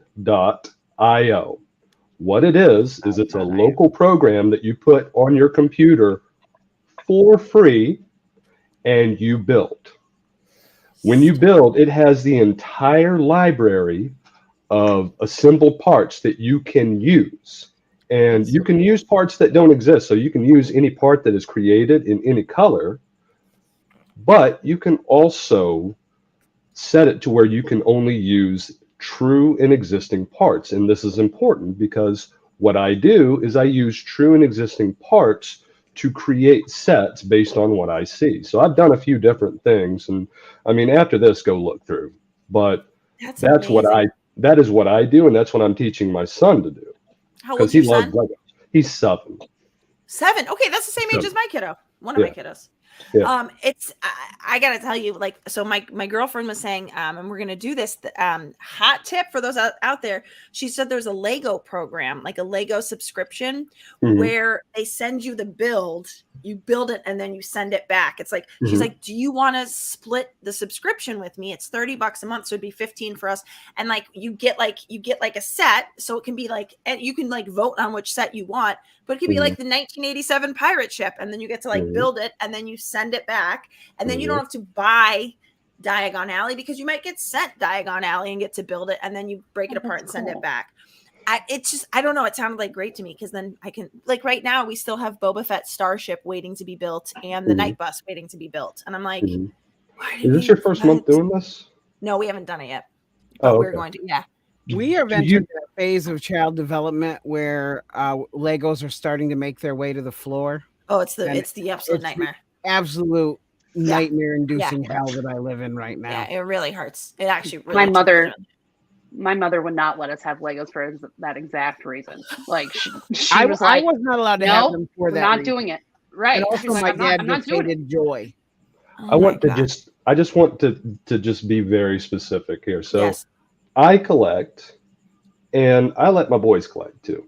Yeah. So I say my boys. Miles, he's 3, and he does train the wooden train tracks. Thomas. Oh yeah, Thomas. Yeah, like the Brio. Yeah.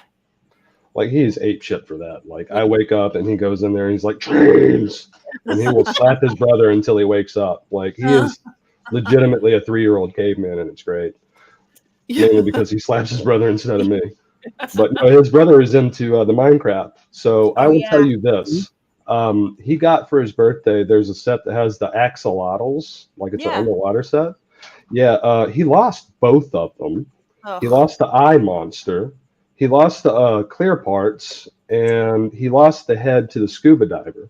So we bought it again so that he could have the axolotls again. And he lost one of them immediately. So when you are thinking about those kind of sets, just one simple example with the Boba ship, the Mando in it, I think the replacement cost on that is at least $10 to $15. Ugh. It's such a, I mean, this is the thing. I do think, like, so we've got like the big bin of Legos that's just like dump it out and build whatever you want. There is why you don't want to do that right there, because what if one or more of those parts end up in your bin? Well, that's the problem. I mean, I'm very OC. I'm not much fun to build Legos with. I'm like, first we open the bag, then we sort by colors. Then we keep everything in the one place. We're going to put the mat out for it. That is not how a 7-year-old works. So I think we have to just skip. I think we just have to skip the sets from now on. He can just build with his imagination. No, you. It's a lot of fun though, drinking at Disneyland. Back in the day.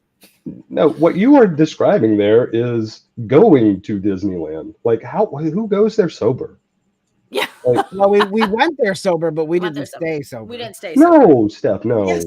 Well, okay, no, see, now I'm 50-50 on this because I get why you don't because you're not a parent, but I don't get why you don't because you're I'm a human. Kids like majority of the year, and we're with them forever.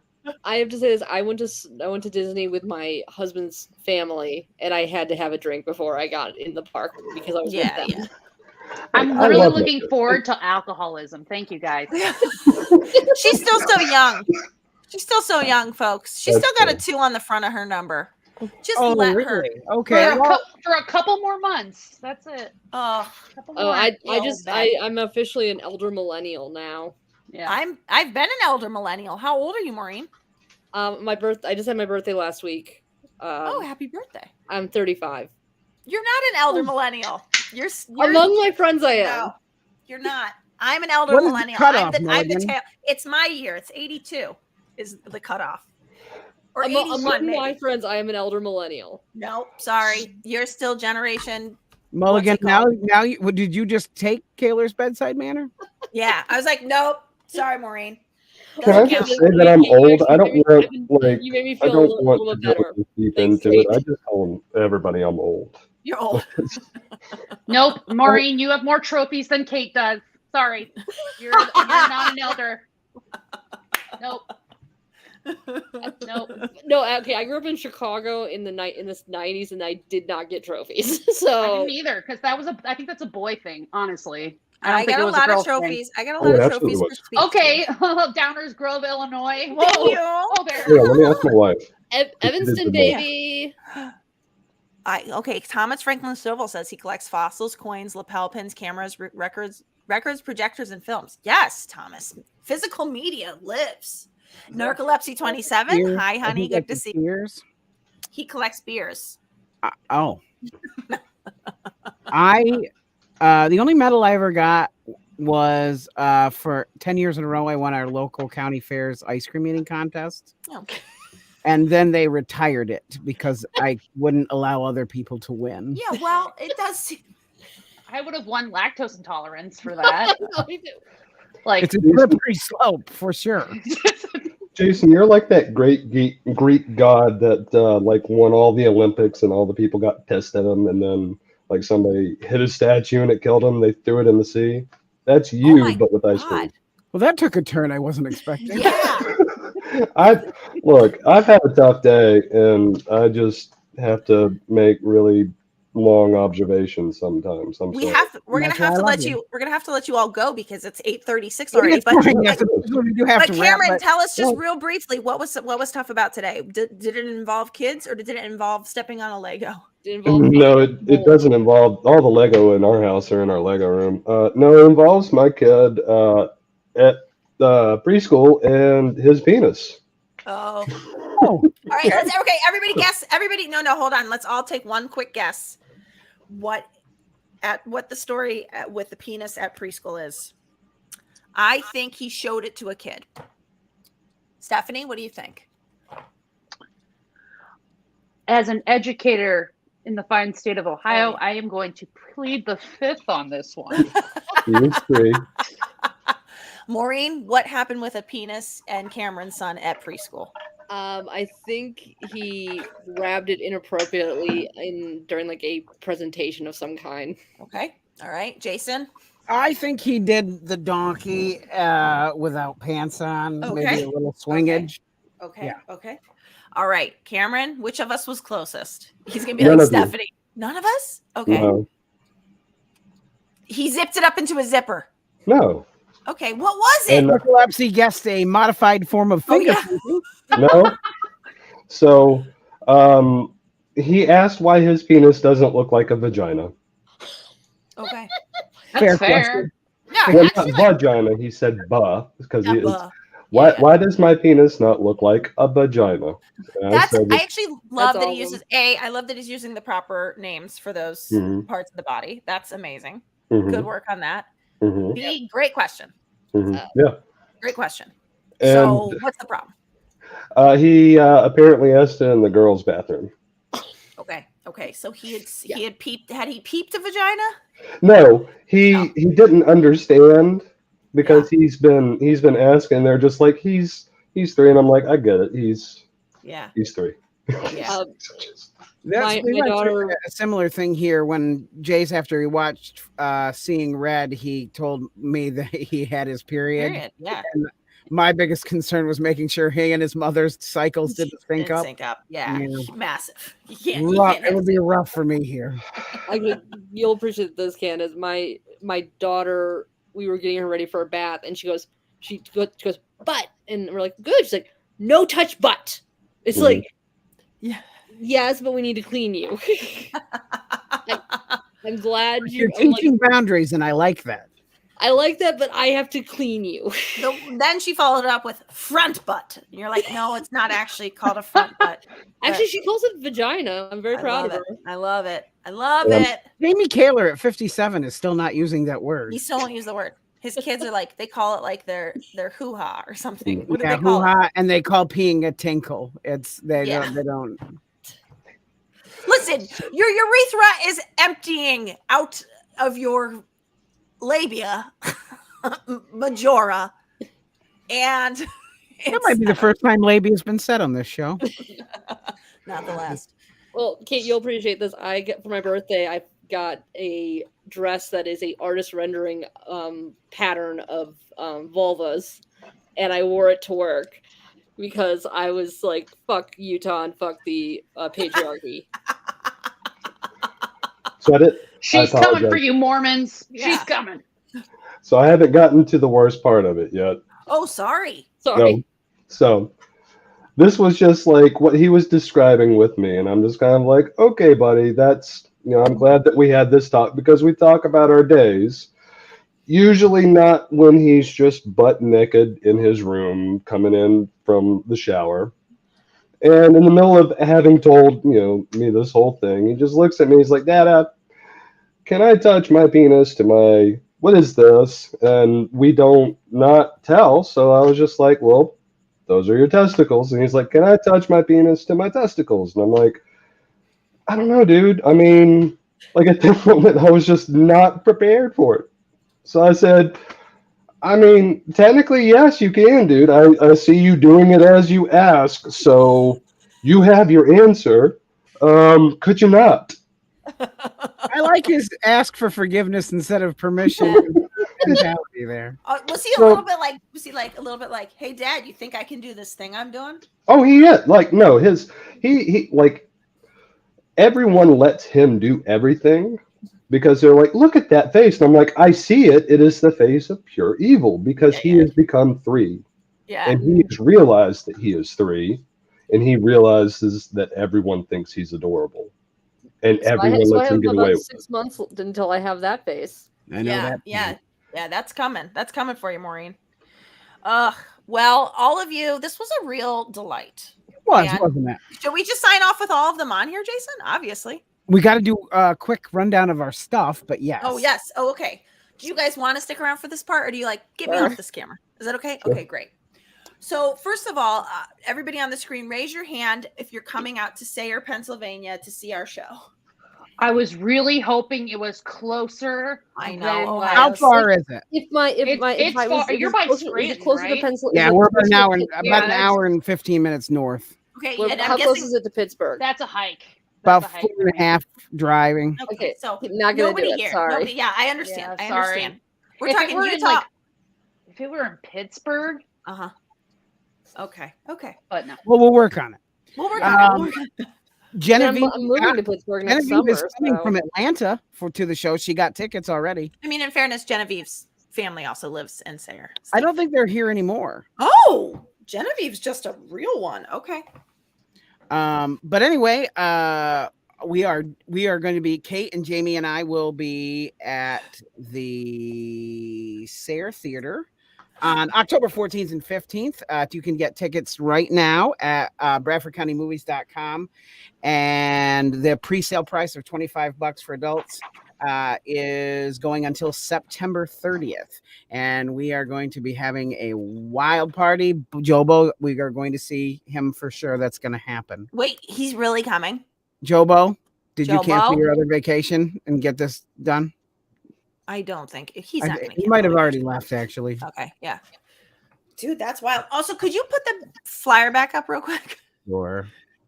I just want to say, Jamie with his kids, Jason with his kids, Kate eating a turkey bone. That's In my part, Kate. defense, that was the photo when I've asked you what photos to use of you that you told me. In my defense, I didn't think I'd ever have a reason to take a headshot ever again. So Okay, what you need to do is retake the photo, but holding Eating chicken it. bones instead of babies. I was gonna say eat like eating one of my kids. Good point. Good point. Also, Kate, if you you're look at that also picture, eating Taylor- on every show. Taylor has 2 babies, and his girls are 7 and 9. I So know. But also his face looks the same somehow. exactly the same. It's that Also, pale. It's that so many paleness. people think he and I are a couple, and I have to explain that we are not currently. Maybe in the future. Currently. We'll see Maybe how in it the works future. out. Hello. Who knows? We don't know. Who We'll knows? see how it Who's goes. to say? We'll see what happens. What happens in Sayre stays in Sayre. Yeah. We all love a good midlife crisis. There you go. Oh, Jamie's past midlife, honey. Hey, Every three-quarter time- life crisis. every time I talk to Jamie Kaler, at some point he mentions what we should do at his funeral. And he doesn't mention it to be funny. He's saying legitimately, he's like, you got to tell that story at my funeral. And I'm like, why are we talking about your funeral all of a sudden? What are we doing here? Anyway. Yeah, he has a lot of random requests for his funeral that there are certain stories. There was a poem he gave me once that he's like, I'd like you to read this. And I was like, I feel like this is a weird ask. Is this a weird ask? You're What like, did you he say want for me to read music? this? What? What did he say for music? The Pogues, I think, probably. Well, he's gonna need some. He's gonna need some Dropkick Murphys. Yeah, There that's, you go. that's probably Yeah, like it. I don't remember. He didn't say He's shipping music. up the boss. I don't think I want Tessie. Yeah, I don't I know. I know actually he did it, but I don't know how he feels about it.